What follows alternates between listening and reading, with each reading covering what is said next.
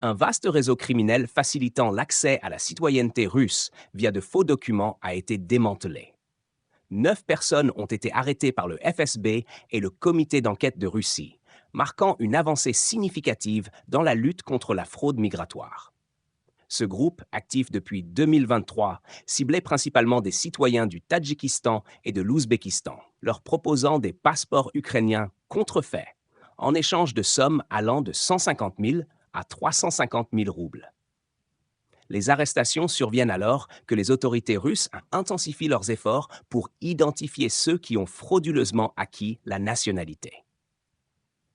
La commission d'enquête a clairement indiqué que ces actions pourraient entraîner la perte de citoyenneté pour les fraudeurs et leur expulsion subséquente.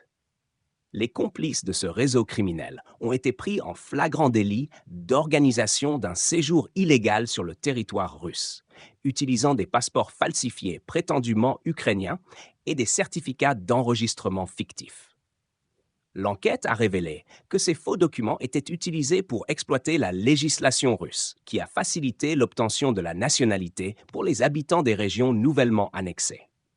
Ainsi, les fraudeurs ont pu tirer parti de la situation actuelle en Russie, rendant leurs activités d'autant plus audacieuses.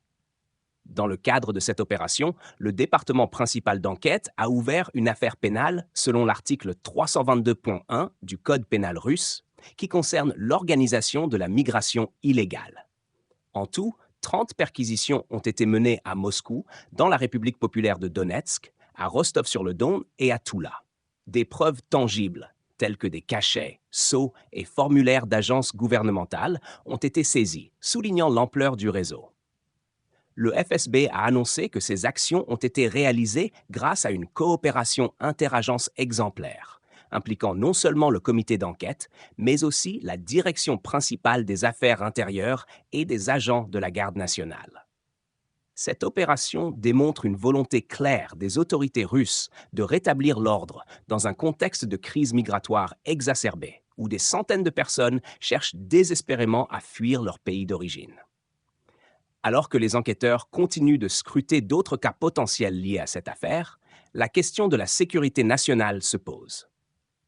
Les failles dans le système d'immigration russe peuvent avoir des conséquences désastreuses si elles sont exploitées par d'autres groupes criminels. Cette affaire rappelle également que derrière chaque faux passeport, il y a des histoires de personnes en quête d'un avenir meilleur, ce qui complique la perception publique de ces opérations.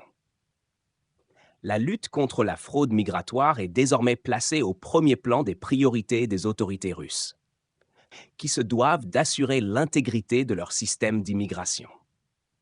Ce scandale illustre à quel point la demande de citoyenneté russe peut devenir un enjeu, tant pour les immigrants en quête d'une nouvelle vie que pour un gouvernement désireux de contrôler ses frontières. Des annonces sont attendues concernant des sanctions éventuelles à l'encontre de ceux qui ont illégalement obtenu la nationalité, renforçant ainsi l'idée que la Russie ne tolérera pas la fraude.